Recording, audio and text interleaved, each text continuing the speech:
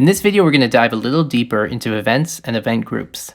Event groups are a way of organizing your events in a project. A single project can have multiple event groups with multiple events in each. When you create a new project, under the advanced options, you'll find settings for the default event group that gets created along with the project. Here you can select the event group type depending on what your deliverables for the project are. For example, if I were creating subtitles, I would choose the subtitle type. If I were creating audio descriptions, I could choose the audio description type. Next, I can choose to name my event group.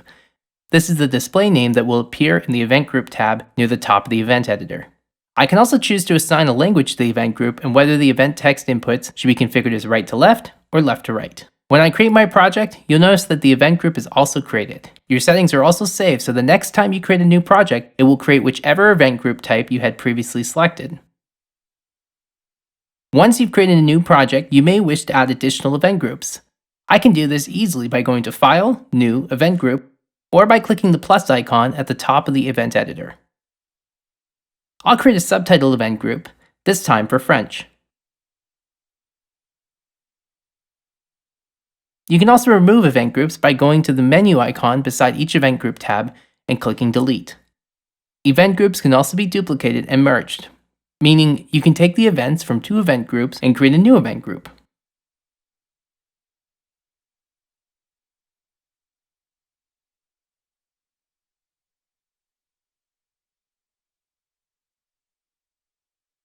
Let's take a moment now and create an event group for each event group type so that we can see the difference between how events in each group are displayed. I'll start by creating an event group for an audio description. You'll notice as soon as I select audio description, the virtual voice options also appear where I can select the voice I want for my audio preview. Next, I'll create a transcription event group.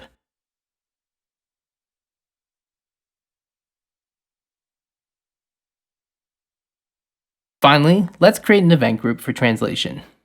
The translation event group will ask you to select a linked group near the bottom here.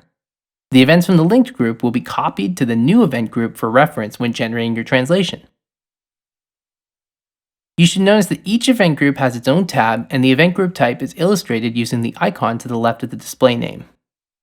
You'll probably also notice that as I switch between event groups, the event list updates and the events look slightly different. Let's go through each event group and look at the events inside. Starting with the subtitle event group, you'll notice my event is divided into 4 columns. The first column displays metadata about the event. For example, it displays the event ID and metrics including words per minute, characters per minute, and the overall duration. The second column shows the start and end time for the event. The clock icon on the left of the timecode inputs can be used to copy the current time from the media player. You can also input a timecode manually. One feature of the timecode inputs is the ability to use the up and down arrow keys to go frame by frame. When the video lock option is enabled, you can see the video update in real time. The third column is for the event text. Here you can enter text and format it by highlighting parts of the text and clicking on the floating menu that appears. The last column has the caption style and position controls. The caption style is used when exporting certain file types such as SCC or MCC, which support pop-on, roll-up, and paint-on captioning. By default, most subtitle formats only support pop-on captioning. The position controls allow you to update the position of events, including the offset. Remember, you can always update the position of events using the event editor controls on the left here.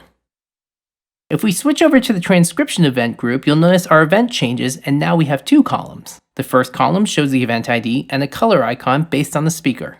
Below the event ID is a speaker input. Here I can add and select a speaker for the event. I can add a new speaker by clicking the plus icon here. When adding a speaker, I can also assign a color to that speaker. When I select that speaker from the drop-down, you'll notice that the color icon beside the event ID also updates. Below the speaker drop-down are the start and end times for the event, the same as the subtitle events.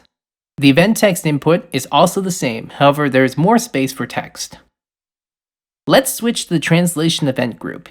Here you'll notice that these events look almost identical to the events from our subtitle event group with one exception. We have a text area box displaying the event text from the linked event group.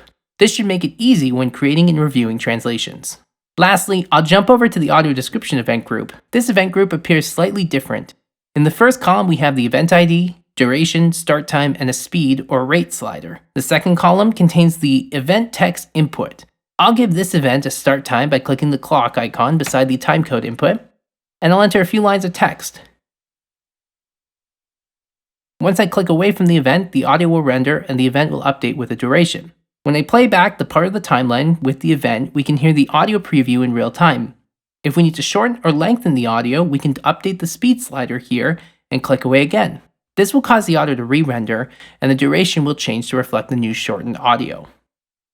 Now that we've gone over each event group type and looked at how the events are displayed, I want to show you how you can copy events between event groups. Inside of an event group, I can click to select an event. I can also hold Shift and select multiple events at once. If I use the Control key, I can deselect specific events. If I right-click over the event editor, it will display the context menu where we can copy, paste, and delete events. If I copy these events and go to another event group, regardless of the type, I can paste these events into this group. This should make it easy to edit and manipulate event groups. At this point, you should have a better understanding of event groups and events. You should also know how to create, delete, and merge event groups. Thank you for taking the time to learn more about Closed Caption Creator. If you have any questions, please feel free to contact us from the support page on our website or by emailing support@closedcaptioncreator.com. You can watch more of our videos by visiting our website at closedcaptioncreator.com.